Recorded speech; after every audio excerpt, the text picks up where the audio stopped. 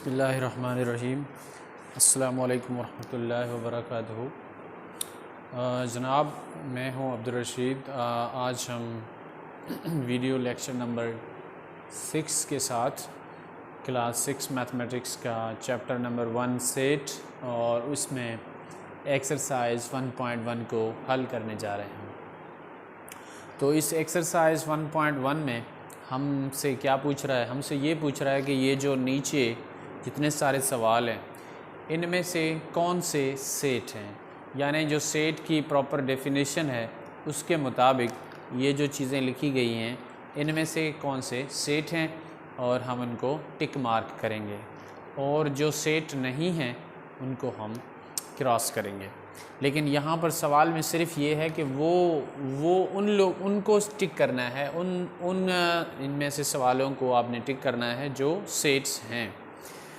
तो सेट की डेफिनेशन क्या है? जैसे कि आपको मालूम है, set is a well defined collection of distinct objects, यानी सेट एक कलेक्शन है वाज़े तौर पे बयान किए हुए मुख्तलिफ़ चीज़ों का, यानी एक कलेक्शन मुख्तलिफ़ चीज़ों की और जिसमें वो चीज़ें वाज़े हों।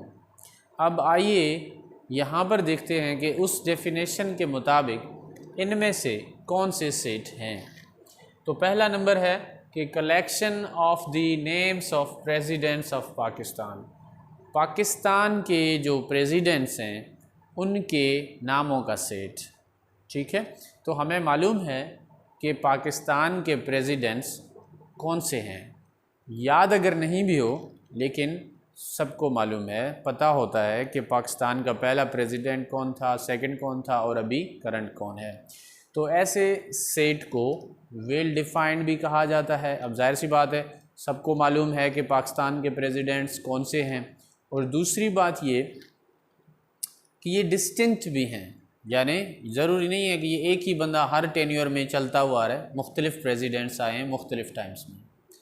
तो ये जो है दिस वन, ये हमारे पास सेट है। ठीक है, अब आते हैं इस पे, collection of names of captains of hockey teams of Pakistan, यानी पाकिस्तान के जो हॉकी टीम्स थे पिछले टाइम्स में या अभी जो पाकिस्तान का हॉकी टीम है उनके जो कैप्टन्स बने थे उनके नामों का सेट।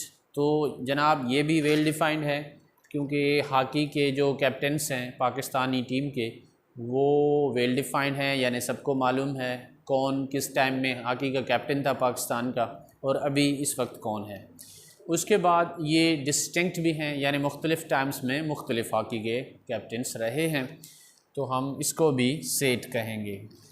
उसके बाद तीसरे नंबर पे कलेक्शन ऑफ डिलीशियस डिशेस, यानी मज़ेदार खानों का सेट। अब यहाँ पे देखें, मैंने पहले भी अर्ज़ किया था कि मज़ेदार, इंटेलिजेंट, हार्ड वर्किंग, फेवरेट, ये चीज़ें सेट की डेफिनेशन में नहीं आती क्योंकि ये क्वालिटी है।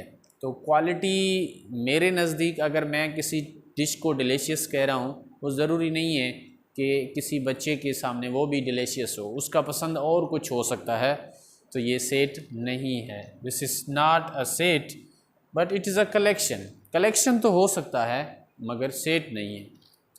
उसके बाद collection of intelligent students in your class, मेरे क्लास के इंटेलिजेंट बच्चों का कलेक्शन। तो ये भी सेट नहीं है, बिकॉज़ जिन बच्चों को मैं इंटेलिजेंट समझता हूँ वो किसी और टीचर के क्लास में इंटेलिजेंट ना हो। सही है, तो ये भी कलेक्शन है, मुमकिन है हो, लेकिन ये सेट नहीं है। उसके बाद कलेक्शन ऑफ ग्रेटर नंबर्स, क्या ये सेट है? आप ही बताएं, आपके ख्याल में ग्रेटर नंबर कौन सा हो सकता है? 1 करोड़, 10 करोड़। अब जो अगला बंदा है वो 10 करोड़ में सिर्फ एक बढ़ा के अगर कहे कि 10 करोड़ और 1, तो यानी उसने आपसे अगला नंबर बता दिया, इसका मतलब है इसका कोई लिमिट ही नहीं है। ठीक है ना, आप कहेंगे 5 लाख सबसे बड़ा नंबर है, तो मैं कहूँगा 5 लाख और 15 इससे बड़ा नंबर है, यानी ऐसे चलते चलते जाएंगे, कोई हद नहीं होगी। जिसका मतलब ये है कि ऐसे नंबरों की कलेक्शन हम करेंगे तो हमें पता नहीं है कौन से नंबर से, तो ये वेल डिफाइंड नहीं है। यहाँ पे लफ्ज़ जो ग्रेटर है और यहाँ पे जो लफ्ज़ इंटेलिजेंट है और यहाँ पे जो लफ्ज़ डिलीशियस है, ये इनको सेट की डेफिनेशन में नहीं आते। उसके बाद तो ये भी एक कलेक्शन है, ज़रूर मुमकिन है हो, लेकिन ये सेट नहीं हो सकता। उसके बाद एक collection of English teachers in your school, ये एक सेट है क्योंकि हमको मालूम है कि हमारे स्कूल में इंग्लिश के टीचर कौन से हैं, तो ये एक सेट हो सकता है। तो आज के इस क्वेश्चन में हमने ये सीखा कि ये जो बताए गए सवालात थे 6, इनमें से कौन से सेट हैं और कौन से नहीं हैं। तो आपने देखा कि वो तमाम नंबर्स जैसे कि पहला, दूसरा और छठा, ये सेट की डेफिनेशन में आ रहे थे, हमने इनको टिक किया, और बाकी सेट की डेफिनेशन में नहीं आ रहे थे, इसलिए हमने उनको क्रॉस किया। मुझे उम्मीद है कि आपको ये वीडियो समझ आई होगी, और इसी के साथ ही मुझे इजाज़त दीजिएगा। थैंक यू एंड अल्लाह हाफिज़।